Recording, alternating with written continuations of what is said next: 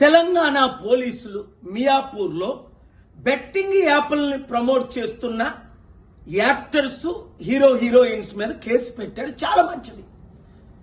ఈ యాక్టర్స్ కి ఈ హీరోయిన్స్ కి ₹1 2 కోట్లు తీసుకొని బెట్టింగ్ యాప్లు ప్రమోట్ చేయడం న్యాయమా?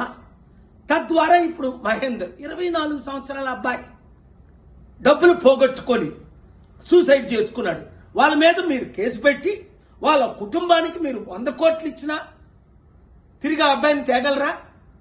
ఇంకొక విషయం, పోలీసులు ఇలా కేసులు పెట్టినప్పుడు ఇన్వెస్టిగేషన్ అయిన తర్వాత మళ్ళీ కేసులు ఉపసంహరించుకుంటున్నారట. దానికి ఉదాహరణ మన అల్లు అర్జున్ జైల్లో పెట్టారు, 100 కోట్లు అందేయట, మళ్ళీ కేసు లేకుండా నీలుగాల్చేశారట. అలా కాకుండా నేను ఇచ్చే 2 సలహాలు. ఒకటి, మీరు హీరోయిన్స్ కనీసం మాదిరిగానే ఉండాలి కదా. మీరు 100 కోట్లు సంపాదించుకుంటున్నారు, మీరు సొంతంగా చారిటీలు చేయండి, లేదంటే నోరు మూసుకొని ఊరుకోండి. ఇంత కక్కులు ఎందుకు మరలా మీరు వాళ్ళ దగ్గర డబ్బులు తీసుకొని యాప్లు ప్రమోట్ చేయడం? అలాగే కుర్రోలు, అమ్మాయిలు, అబ్బాయిలు ఇలాంటి పనికిమాల పనులు చేయకండి. ఏదో గెలుస్తామని సూసైడ్లు చేసుకోకండి.